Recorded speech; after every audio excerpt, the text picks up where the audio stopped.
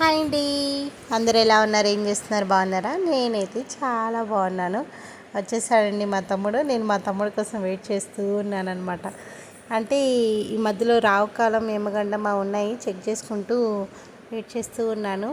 ఇంకా మా తమ్ముడు అయితే వచ్చేసాడు. ఈ లోపల నేను వాటికి కావాల్సినటువన్నీ నేను తీసి పెట్టుకుంటూ ఉన్నాను. దీపము, అలాగే పువ్వులు, అక్షింతలు, కుంకుమ, అవన్నీ కావాల్సినటువన్నీ తీసి పెట్టుకుంటూ ఉన్నాను.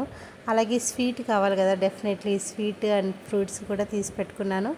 అలాగే మా వారు బయటకు వెళ్ళి ఉన్నారండి. వెళ్ళేటప్పుడు వచ్చేటప్పుడు రాఖీ తీసుకొచ్చారనమాట. రాఖీ చాలా బాగుంది. అంటే ఒక పక్క టైం అయిపోతూ ఉంది, హడావిడిగా పెడుతూ ఉన్నాను, నేను సర్దుతూ ఉన్నాను. అంటే మళ్ళీ రావుకాలం వస్తే ఆ టైంలో కడితే బాగోదు కదా అని చెప్పేసి పెడుతూ ఉన్నాను అనమాట. చూడండి, భలే ఉంది. రాఖీ కూడా సింపుల్గా బాగుందనమాట. ఇంకా మా వారు తీసుకొచ్చారు. ఇంకా తీసుకొని ఇంకా రాఖీ కడదాము. ఒకసారి టైం చూసుకుంటూ ఉన్నాను.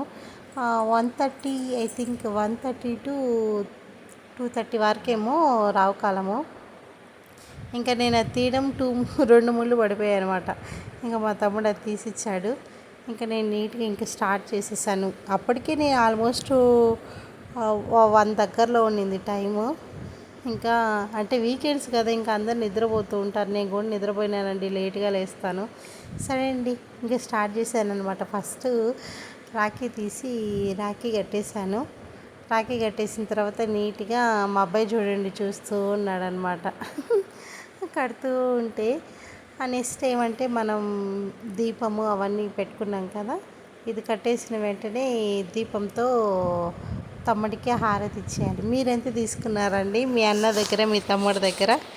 అన్నలు ఎంత ఇస్తే అంత తీసుకోవడమే బెటరు. గొడవలు పెట్టుకోకూడదు ఎవరు, ఓకేనా? ఏమంటే ఈరోజు హ్యాపీగా ఉండాలి, కొట్టుకోకుండా తిట్టుకోకుండా, అది చాలండి.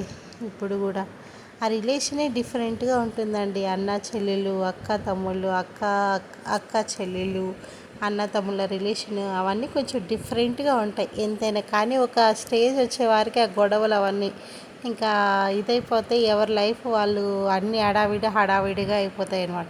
కానీ ఎప్పుడు కూడా చెల్లికి బాధ వచ్చినా అన్న బాధపడతారు, అలాగే అన్నకి బాధ వచ్చినా ఒక టైంలో చెల్లెలు బాధపడతారు.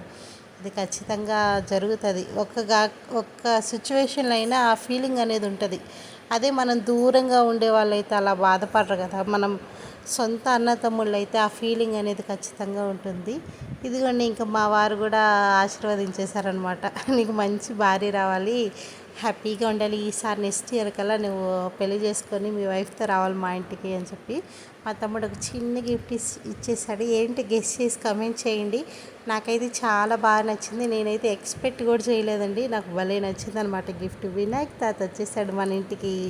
వినాయక చవితి జరుగుతుంది కదండి. ఇప్పుడు ఎట్లా వినాయక చవితి ఫెస్టివల్ జరుగుతుంది కాబట్టి మనం వినాయక చవితికి ఈ చిన్న ఐవార్ని పెట్టేసుకుందాం ఇంట్లో.